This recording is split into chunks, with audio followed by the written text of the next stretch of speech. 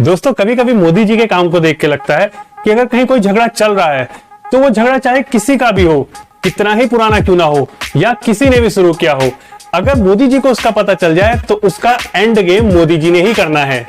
अब चाहे वो धारा 370 रही हो, राम मंदिर का मुद्दा रहा हो, या इस सदी का सबसे बड़ा वॉर, सबसे important war, YouTube versus TikTok.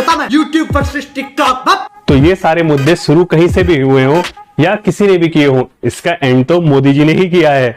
तो इस हिसाब से तो मोदी जी को इंडिया का टोनी स्टार्क घोषित कर देना चाहिए। क्यों भाई साहब, सही कहा ना मैंने? बिल्कुल दुरुस्त फरमा रहे हैं आप। अब कुछ लोग सोचेंगे कि इस हिसाब से तो अमित शाह जी को कैप्टन अमेरिका घोषित कर देना चाहिए, लेकिन नहीं, रुको जरा, सब्र करो।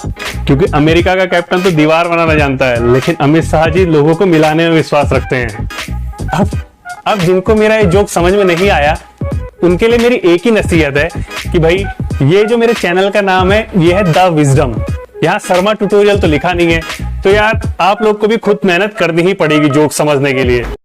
अच्छा हाँ, मेहनत से याद आया कि 2020 ने हम भारतीयों की जिंदगी में कुछ ऐसे वर्ड ऐड किए जिनको बोलने के लिए भी हमें बहुत मेहनत करनी पड़ती थी, जैसे नेपोटिज्म, क्वारंटीन, हायरार्की, एनार्की और पैट्रिज्म। क्यों, सही बोला ना मैंने? बंटा है, तुझे खुद को 2 घंटे लगे इसको बोलने में। ये वर्ड्स बोलने में इतने टफ थे कि अगर कोई 5वीं फेल बंदा भी इनको पब्लिक में बिना घबराए एक सांस में बोल दे तो लोग उसे ग्रेजुएट समझने लगते थे। वैसे बीजेपी का हाल तो ये है कि अगर वो 2 कांग्रेसियों को लड़ता हुआ देख लें तो उनके मुंह में पानी आने लगता है।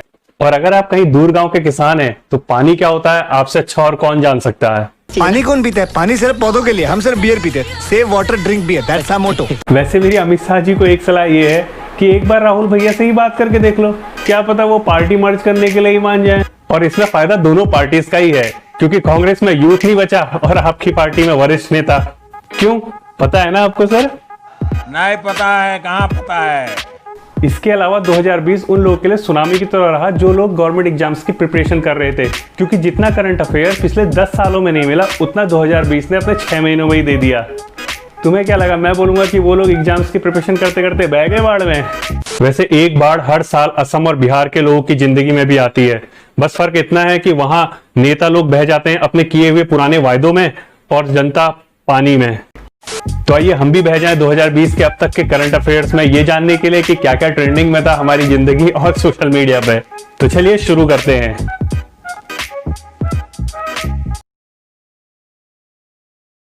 दोस्तों, 2020 की होली खत्म ही हुई थी कि लॉकडाउन लग गया। फिर क्या था, सेलिब्रिटीज आपस में चैलेंज खेलने लग गए और गरीब जनता रोड और रेल की पटरियों पर। जब देश की 30 से 40% जनता टीवी के आगे हाथ जोड़कर बैठी थी, तब 70% जनता न्यूज चैनल वालों के कैमरे के आगे हाथ जोड़ रही थी। उससे भी ज्यादा मजेदार बात यह है कि जब इंडिया में कोरोना लॉकडाउन के टाइम पे कंट्रोल था, तब इस पर घंटों टीवी चैनल्स पे बहस होती थी। लेकिन अब जब हालत बद से बदतर हो चुके हैं, तब ये केवल 5 मिनट में 100 खबरों वाले ब्लॉग का हिस्सा बन के रह गया है। शिट यार, इतने फैक्ट्स क्यों डाल दिए इसमें? इतने फैक्ट्स की बात थोड़ा करनी थी। तो माफ करना, मैं गुस्से में इधर उधर निकल जाता हूँ। और जब लॉकडाउन खत्म हुआ और अनलॉक 1 की प्रक्रिया शुरू हुई, तब जब दुनिया वास्तविकता में कोरोना से लड़ रही थी, तब एक काल्पनिक दुनिया में कुछ लोगों ने एक नया ट्रेंड शुरू किया और ये ट्रेंड बिल्कुल वॉर की तरह हो गया। लोग जज्बातों से खेल गए, एकदम इन्होंने वक्त बदल दिया, जज्बात बदल दिए, जिंदगी बदल दी। और इस YouTube वर्सेस टिकटॉक के चक्कर में वो लोग भी फेमस हो गए जिन्हें खुद उनके पड़ोसी भी नहीं जानते थे। कौन है ये लोग, कहां से आते हैं? अब जैसे कि टिकटॉक इंडिया में बैन हो चुका है और इसका थोड़ा दुख मुझको भी है। क्यों? क्योंकि अब ना तो हम वो पेंसिल जैसे चेहरे वाली शक्लें देख पाएंगे और ना ही वो एलियंस वाली चीखें सुन पाएंगे।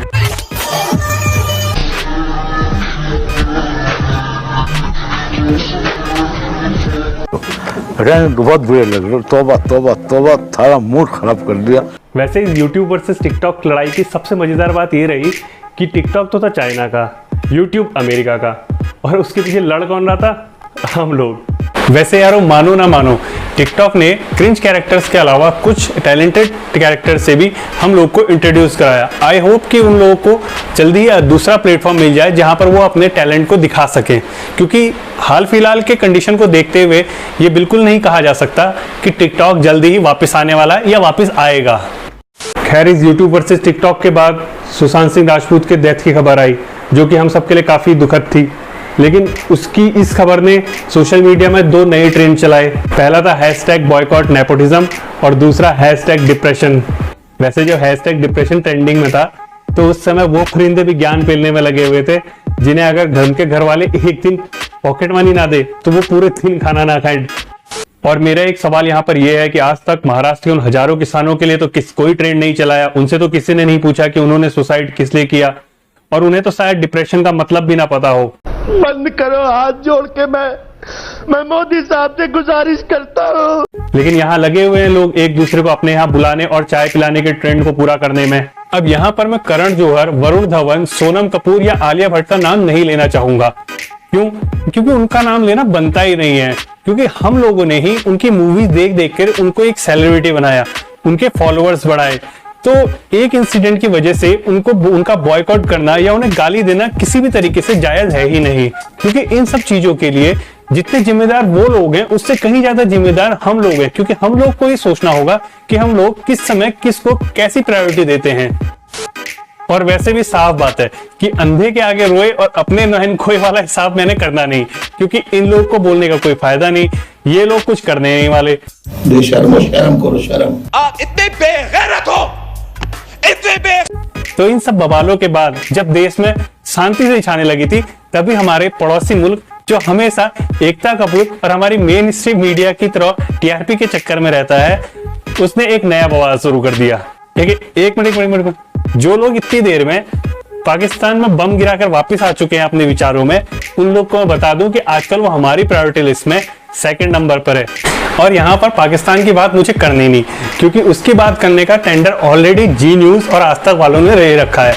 तो अगर उनसे भी कुछ बच जाए तो हमारे पास हमारे दो फायर फाइटर्स हैं, यानी कि जीडी बख्शी और संबित पात्रा, जो ऑलरेडी मुंह से ही पाकिस्तान में धमाका करने की हिम्मत रखते हैं। और वैसे भी किसी समझदार ने कहा है कि नासमझों को अकल मत दो, उनको 2 रुपए का सिक्का दो और आगे बढ़ो। तो यही सोचते हुए हम लोग भी आगे बढ़ते हैं और आगे की बात करते हैं। वैसे सोचने वाली बात यह है कि हमारी हिट लिस्ट में कौन देश किस नंबर पे रहेगा, ये बात हम लोग डिसाइड नहीं करते। एक्चुअल में ये डिसाइड करता है हमारा मेन स्ट्रीम मीडिया चैनल। तो आप लोग भी इस बारे में सोचिएगा और कमेंट सेक्शन में जरूर बताइएगा कि आपका इस बारे में क्या कहना है। तो आई होप अब तक आप समझ गए होंगे कि मैं चाइना की बात कर रहा हूँ। हाँ, जब बॉर्डर पे हमारे जवानों ने चाइना की हिमाकत का जवाब अपनी शहादत से दिया, तब हम लोगों ने बॉर्डर के अंदर एक नया ट्रेंड चालू कर दिया, #बॉयकॉट चाइना का। अब ये बॉयकॉट चाइना वाले टॉपिक पे मैं वीडियो किसी और एपिसोड में बनाऊंगा। तब तक आप लोग बताइएगा कि आपको मेरा आज का वीडियो कैसा लगा, कमेंट करके जरूर बताइएगा। वीडियो को लाइक और शेयर जरूर कीजिएगा। धन्यवाद।